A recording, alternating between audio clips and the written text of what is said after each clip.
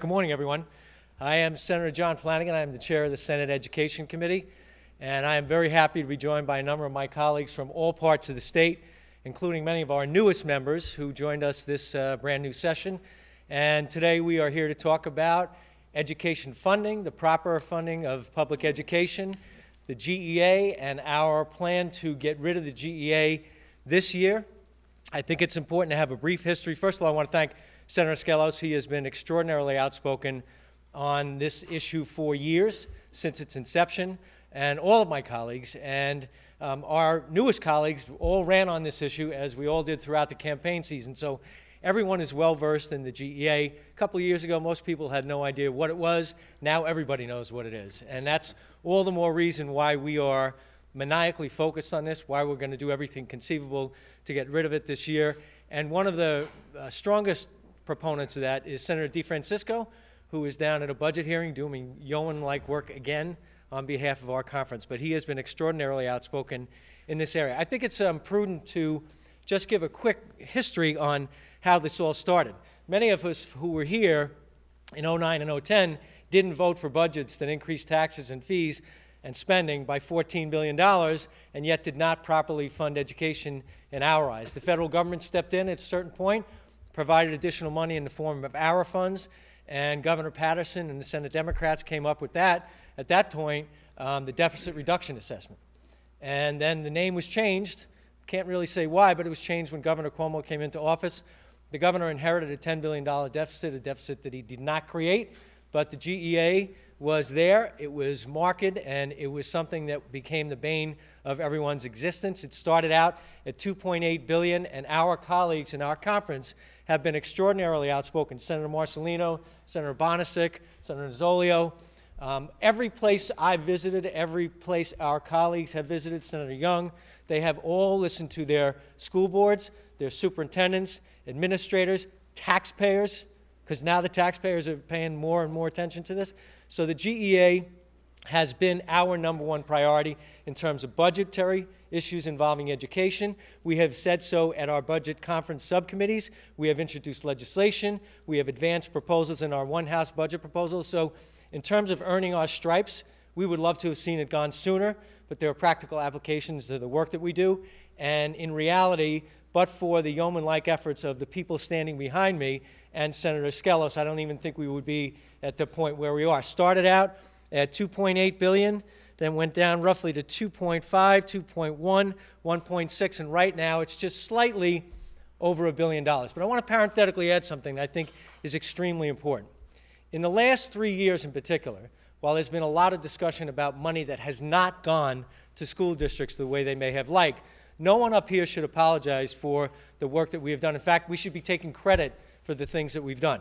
If you look in the last couple of years, the governor 3 years ago, his budget proposal was $550 million more. We added $200 million to that to get it to $750. The following year, he came in at $610. We went up to $1 billion. Last year, $806, and we went up to $1.2 billion. So you know this, but it bears repeating. We have put $3 billion new money into education in the last 3 years. We take the governor's proposal. We never accept it at face value. We always change it. We always add to it, and we always make it reflect our priorities. And this year, of course, we find ourselves in a unique position because we don't have school runs. But trust me and trust all the people that are standing here, that is not going to dissuade us. That's not going to stop us from making this the #1 issue. In fact, in a weird way, it makes it easier for us to prioritize. So our goal, very clearly, is to get rid of the GEA this year. We believe we can do it financially. We've had many internal discussions on how to achieve that. But while we were here, we wanted to have you get the opportunity to listen to some of our newest colleagues who just came through an election where this was a focal point of the work they do. And I'd like to start off by introducing Senator Sue Serino from the 41st Senate District. Thank you, Senator Flanagan. Thank you, everyone. The issue of eliminating the GEA transcends politics. Plain and simple, it's bad for our schools, it's bad for our taxpayers, but most importantly, it puts our local students at a distinct disadvantage. Throughout my campaign, I heard from countless residents in the 41st District who were absolutely appalled when they learned just how negatively our local schools have been impacted by the GEA. I made a promise right then and there that I would work tirelessly to eliminate it. Today, we go beyond rhetoric to make that a reality. I commend my colleagues, and especially Senator Flanagan, for hearing the voices of so many New Yorkers and making the elimination of the GEA a top priority. It's time for our schools to get their fair share. Thank you. Thank you, Senator Serino. And now Senator Rich Funke from the 50th Senate District.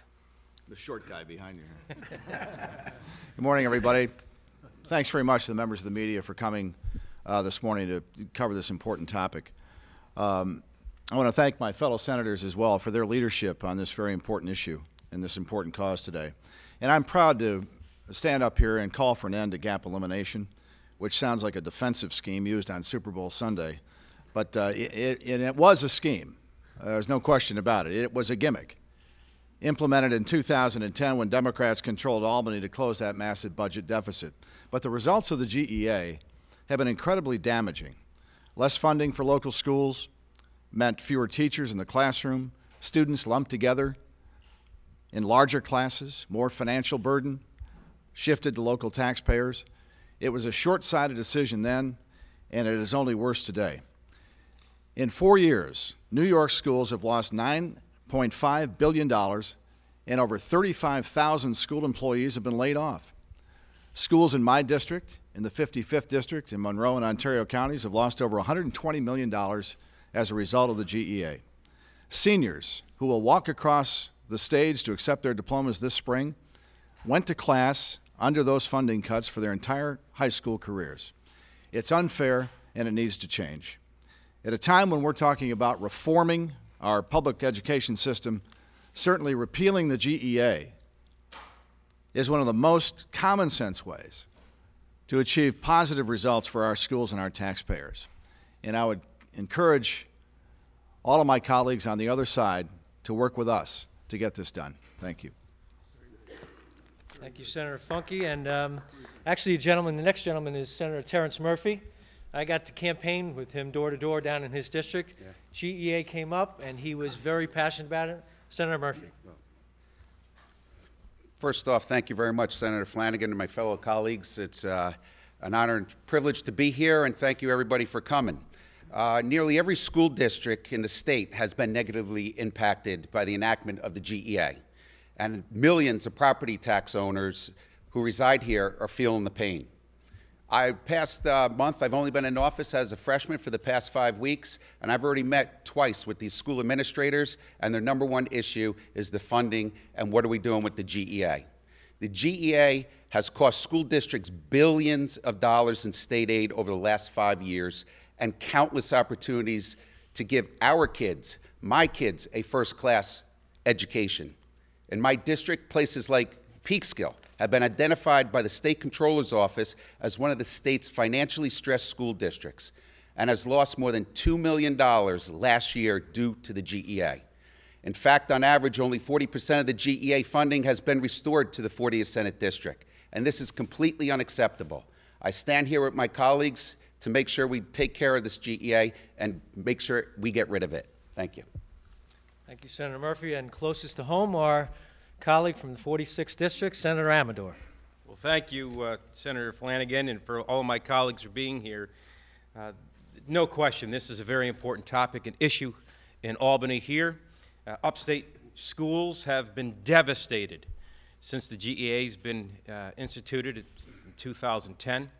And throughout the 46th Senate District, the schools in the 46th Senate District has lost out on over $99 million of funding. The GEA has forced schools to cut educational programs and reduce services. Unfortunately, it is our children who are paying the price. When we talk about rebuilding our economy and making New York State a better place to live and work, it all starts in education. And there is no better investment that we can make in making sure that our schools are properly funded so that our children get the best education possible. My colleagues, I thank them again for their efforts in helping to reduce the GEA, and I commend them for their effort. But Our schools cannot afford to wait any longer. We have a rare opportunity before us, and we can't let it go to waste. We need to do it right. We need to get the Assembly, we need to get the Governor to join us, and we need to make sure that the GEA is completely eliminated this year in this year's budget. Thank you. Thank you, Senator Amador. You know, our colleagues in the Assembly Republicans have been particularly helpful. Assemblyman Jane Corwin sponsored legislation with me and has been very passionately outspoken on this subject. But let me just give you an example. Someone mentioned the average needs school districts, which a lot of our colleagues happen to represent.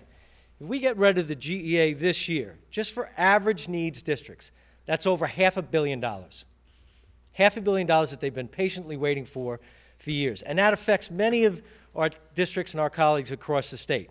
If you look at even the city of New York, the city of New York is a critically important part of our economy and our state. If we get rid of the GEA this year, that's $250 million to them. Those are real numbers. Those are real impacts on taxpayers. And as I said before, you know, we take what the governor proposes and we build on it. We believe we can get there, and we believe if we had good collegial cooperation not only with the executive but with our colleagues in the Assembly, that by the end of this budget cycle you'll be able to write and we'll be able to go home and say that the GEA is finally gone.